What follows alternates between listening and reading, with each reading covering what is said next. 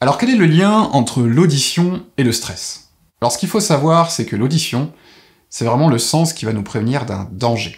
C'est vrai qu'on a souvent tendance à penser que le son, voilà, c'est super et tout, mais si vous faites bien attention, si vous entendez un bruit qui est inconnu, un son qui est inconnu, vous allez être sur votre garde.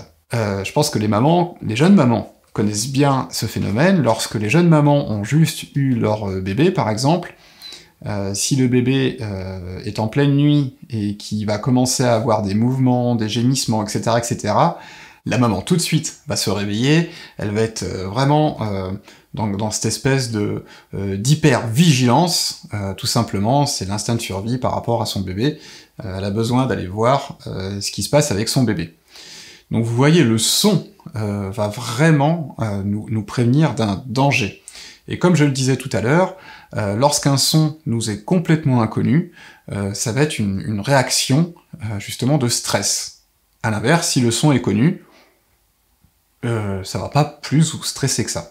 Alors ce qu'il faut savoir avec le stress, c'est que le stress c'est quelque chose qui est tout à fait normal. On ne serait pas là aujourd'hui si on n'avait pas de stress. Le stress, si vous voulez, c'est ça qui va nous permettre de mettre en action justement, on va réagir à des événements, on va s'adapter aux événements, et c'est grâce au stress, justement, qu'on va pouvoir s'adapter à l'événement en question, pour justement y faire face. Donc, le stress, si vous voulez, c'est quelque chose qui est très important dans notre vie. Donc on va voir vraiment 3 grands éléments qui vont se mettre en place, selon les situations, lorsque l'on est stressé. Le premier mécanisme, c'est le mécanisme de la lutte. On va vouloir se battre. Ensuite, le deuxième mécanisme, c'est le mécanisme de la fuite. Là, on veut se barrer. On veut pas aller au combat, on veut se barrer tout de suite.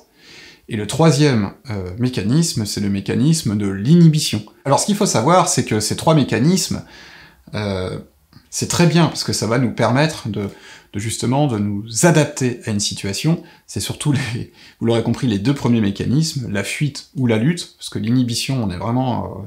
voilà, on est tétanisé, mais les 2 premiers mécanismes qui sont donc la lutte et la fuite, c'est vraiment ça qui va nous permettre de nous adapter à une situation. Néanmoins, si on reste dans ces 2 mécanismes, plus le mécanisme de l'inhibition, pardon, dans le temps, on va créer ce qu'on appelle un stress chronique, qui à son tour va créer une anxiété chronique, et qui à son tour va créer donc une fatigue chronique, qui à son tour va créer une sorte d'épuisement du corps, de l'esprit, de l'être, et ça va potentiellement créer des maladies. Alors, ce qu'il faut voir avec le stress, c'est que si vous voulez, il va y avoir 2 grands mécanismes aussi qui vont se mettre en place. On va avoir ce que l'on appelle l'activation du système sympathique et l'activation du système parasympathique. Alors, le système sympathique, si vous voulez, c'est le système qui va nous mettre en mouvement, en action. Et le système parasympathique, justement, c'est l'inverse, c'est le système, pardon, qui va calmer, qui va nous calmer. Alors, lorsque l'on a des acouphènes, c'est vrai que le système sympathique est trop activé, si vous voulez.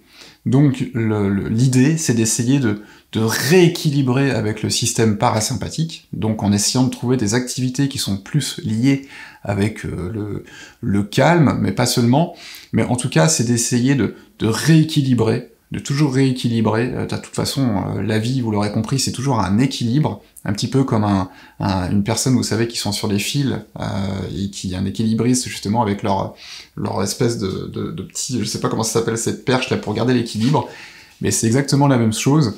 Donc, le système parasympathique, quand il est trop activé, mais on en a besoin, après, lorsqu'on est trop, justement, quand on est trop dans cette hyperactivité, il faut essayer de rééquilibrer avec le système parasympathique. Voilà, donc cette notion de calme, et bien entendu, toutes les techniques qui sont en lien avec la sophrologie, la méditation, la pleine conscience, le yoga, toutes ces activités justement où on va essayer d'activer au mieux le système parasympathique, et j'oubliais la première chose, c'est la respiration, on va pouvoir vraiment s'amuser avec tous ces exercices.